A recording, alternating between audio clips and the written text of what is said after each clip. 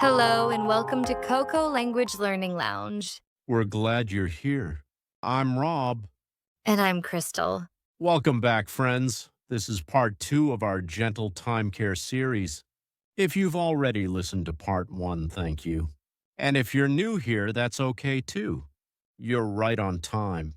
In part one, we talked about the first 3 ways to care for your time more lovingly, starting with small goals, saying no with kindness, and building simple daily routines. Now, in part two, we're going even deeper.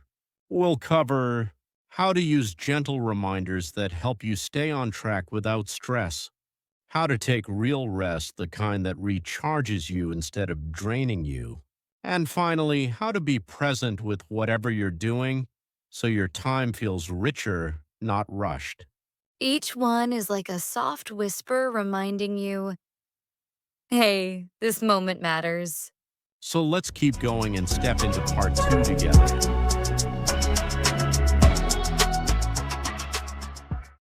Okay, number 4, gentle reminders. Honestly, I can't tell you how much this one changed the way I go through my day. Me too. I used to think reminders had to be serious and loud, like alarms blaring, do it now, and it always made me feel rushed or guilty. Right? But now I use soft, friendly reminders. Ones that feel like a kind nudge, not a slap on the wrist. Exactly. It's like a good friend tapping you on the shoulder and saying, hey, just checking in. You okay?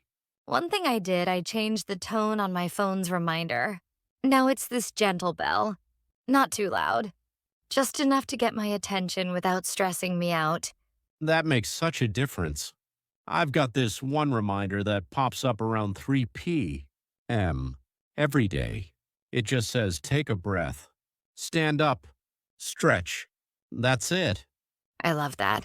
It's so human.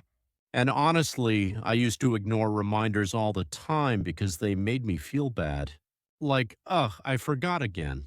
I'm so behind. But now, it feels more like an invitation than a command. That's such a great way to put it, an invitation. Like, hey, would you like to give yourself a little love right now? And I can say yes or no, but the offer is there. Exactly.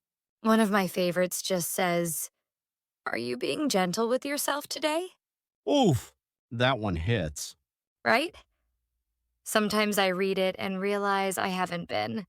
I've been rushing or judging myself.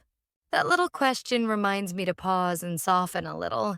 It's wild how something that simple, just a few words, can shift your whole mood.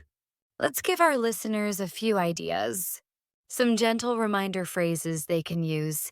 Yes. Okay, here's a few. Take a deep breath. You're doing enough. Time to stand up and stretch. One kind thing right now. Drink some water slowly. Step away for a minute. Smile. Just because. So soft, so real. And they don't even have to come from your phone. You can write one on a sticky note and put it on your mirror. Yes, I have one on my fridge that says, this moment is yours. Just seeing it when I'm reaching for a snack makes me pause. I stuck one on my laptop that says, you get to choose how you feel right now. Helps a lot during work stress. And here's the thing, reminders aren't about fixing yourself. They're about supporting yourself. Totally. You're not broken. You're just busy, or tired, or human. Yes, and these little reminders are ways to come back to yourself, even if it's just for a few seconds. You know, there's this idea in mindfulness, they call it coming home to the present. That's what a gentle reminder does. It calls you back home. So beautiful. And the more you use them, the more they become part of your natural rhythm. Like you start to remember even without the reminder. Exactly. It becomes this soft background voice in your life. One that says, hey, I care about you. So, friends, if you feel scattered, rushed, or lost in your day, try adding just one kind reminder. Something that feels like love, not pressure. You can start small. Pick one phrase that speaks to you. Set it on your phone or write it down and let it gently walk with you through the day. Because even the softest voice can lead you home. And you deserve that kind of voice every single day. All right, that brings us to the final one. One of my favorites, taking real meaningful breaks that actually recharge you. Let's go there. Because wow, do we need to talk about that? All right, we've come to number 5, and this one, it's a big one for me personally. Same here. Because let's be honest, most of us think we're taking breaks. But really, we're just switching screens. Yes, like scrolling social media or watching random videos for an hour.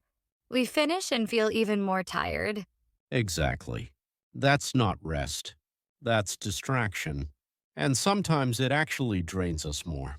So today we want to talk about real rest, what we call recharge breaks, the kind that gives something back to you, Not the kind where you feel numb or zoned out, but the kind where you actually feel a little more alive afterward.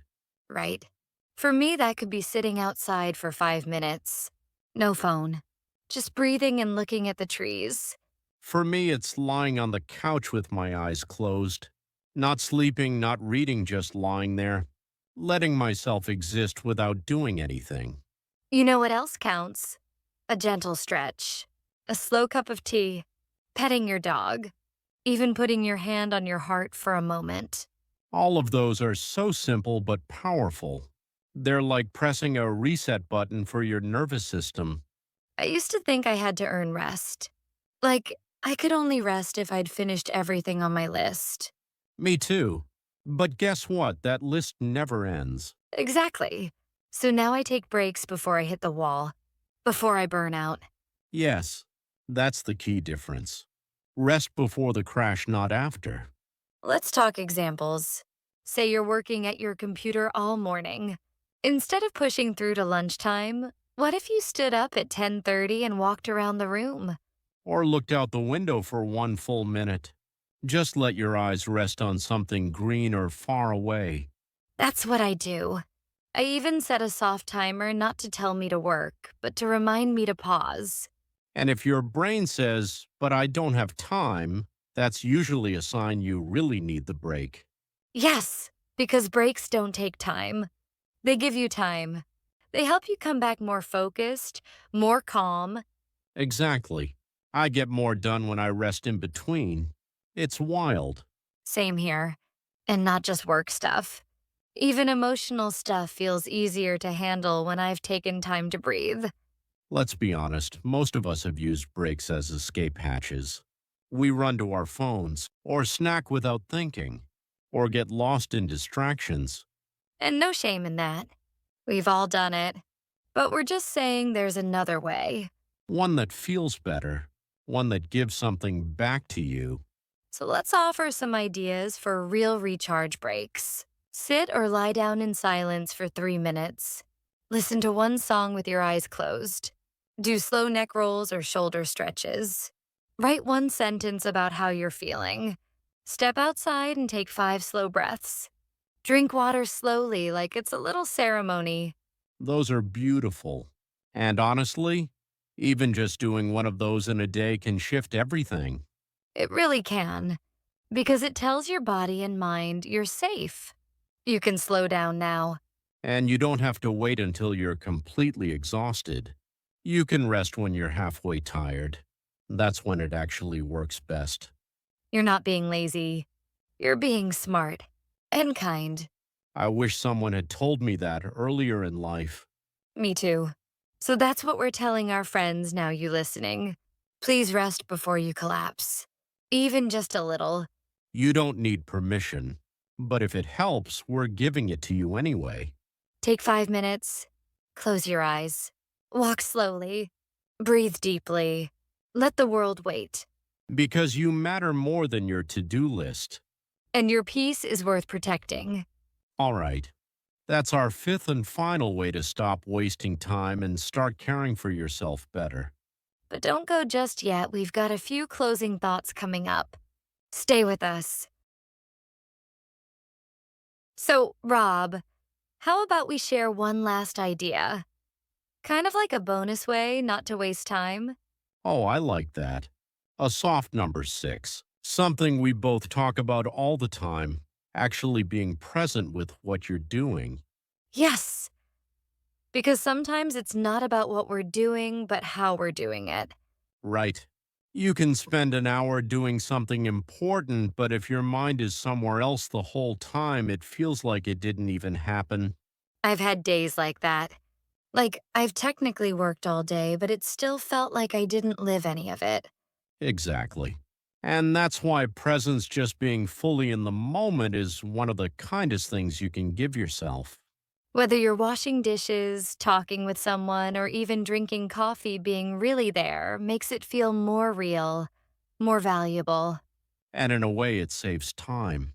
Because you don't have to repeat things. You're more focused. You enjoy more. You remember more. That's so true. I used to rush through dinner, thinking about all the things I had to do after. Now I try to just eat. Slowly.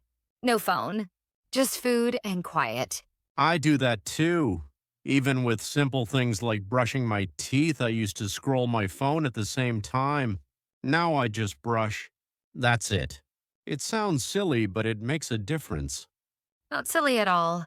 That's presence. And presence makes ordinary things feel meaningful. Let's talk about how someone can practice this.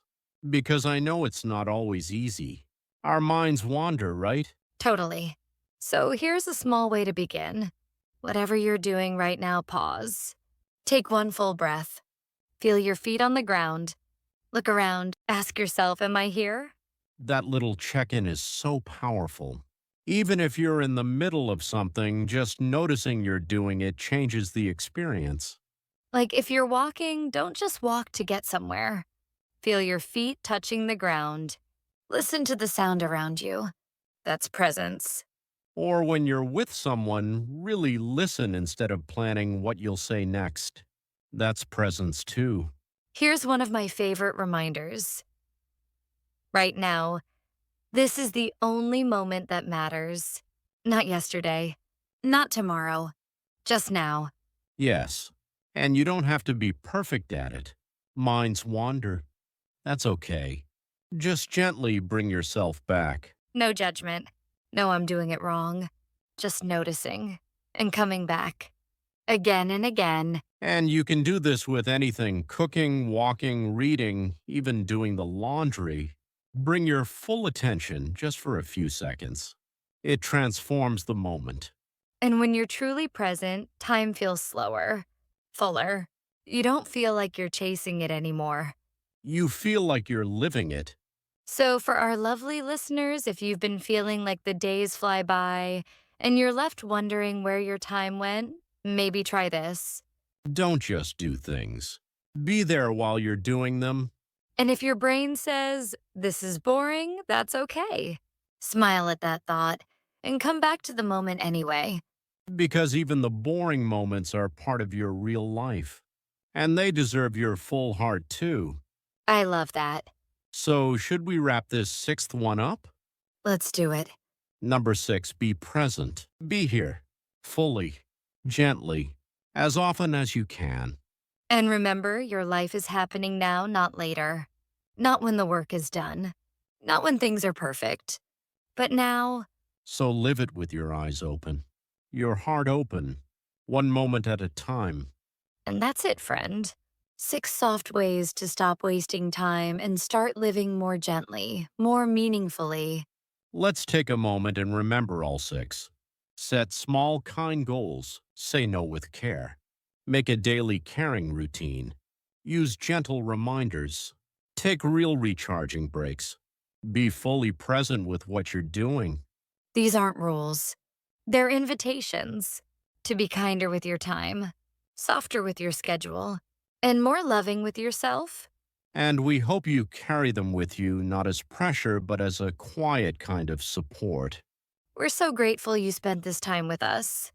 It means a lot. Until next time, take care of your minutes, your moments, your heart. And remember, the way you live your time is the way you live your life. You deserve both to feel beautiful. Thanks for joining us on KoKo Language Learning Lounge. We'll be back soon with another episode. Until then, take care and happy learning.